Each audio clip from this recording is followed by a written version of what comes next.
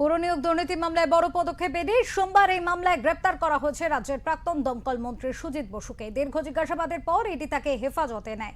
এই ঘটনাকে ঘিরে রাজ্য রাজনৈতিক মহলে বেশ চাঞ্চল্য তৈরি হয়েছে।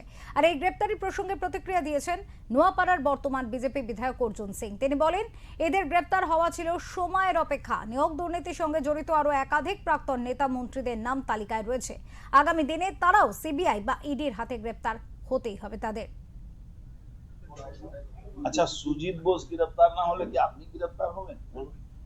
সুজিত বোস চোর। বাংলার প্রত্যেকটা মানুষ জানে সুজিত বোস আর ববি হাকিম একজন আগুন লাগায়, একজন আগুন নেভায়। তারপরে আপনার কি নাম, পুরুষ দুর্নীতির চাকরির দুর্নীতিতে আছে, এটা প্রমাণ। ছেলে ও মিলে পুরো হাওয়ালা র্যাকেট চালায়, পুরো নিয়োগ দুর্নীতিতে সমস্ত টেম্পারিং করা কাগজ পাওয়া যায়, পেপার পাওয়া যায়। ও জেলে না যাবে তা অন্য লোক জেলে যাবে, জেলে যেতেই হবে।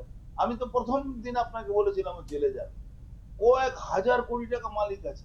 একটা রোল বিক্রি করে আপনি আপনার সংসার চালাতে পারবেন না, সে হাজার হাজার কোটি টাকা। ওর যে হোটেল আছে, হোটেলের দাম কত জানেন? 100 কোটির দাম আছে।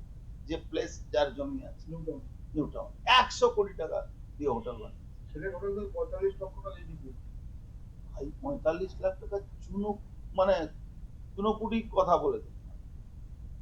45 কোটি টাকা পাওয়া যাওয়ার কথা ছিল। যদি আশেপাশে কয়েকটা বিল্ডিং যদি করতো, সেখানে 45 কোটি টাকা পেত। অনেকেই গ্রেফতার হবে, আপনি চিন্তা করছেন না।